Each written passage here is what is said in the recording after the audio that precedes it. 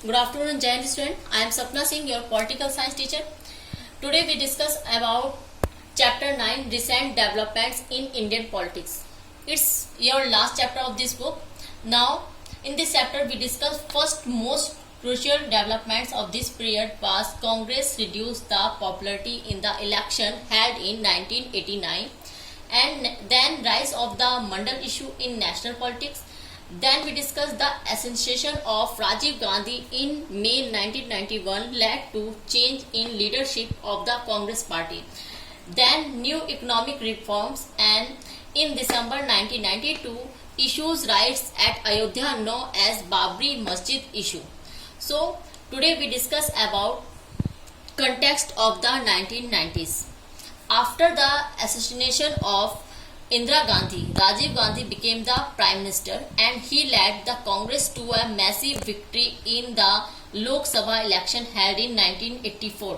जैसे हम चैप्टर 6 में रीड कर चुके थे कि किस तरह इंदिरा गांधी जी वापस रूल करने आई, वापस उनको किस तरह से प्राइम मिनिस्टर बनी, पावर में आई.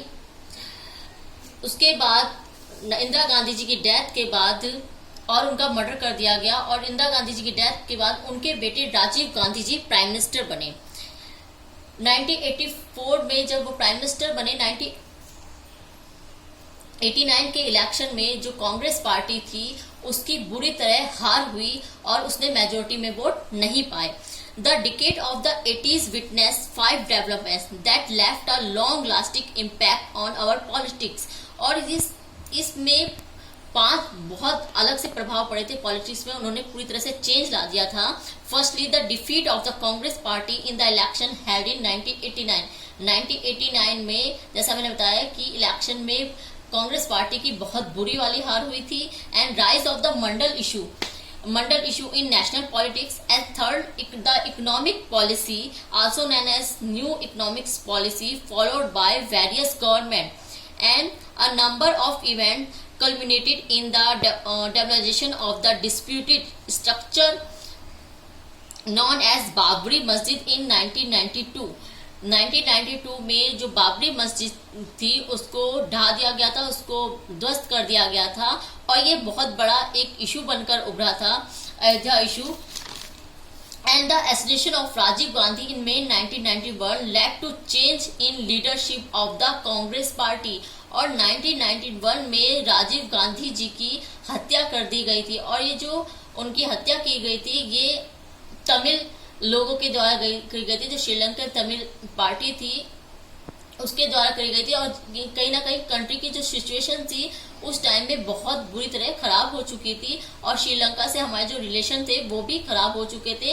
And decline party during late 60s the dominance of the Congress party was challenged, but Congress under the leadership of Indira Gandhi managed to re-establish its predominant position.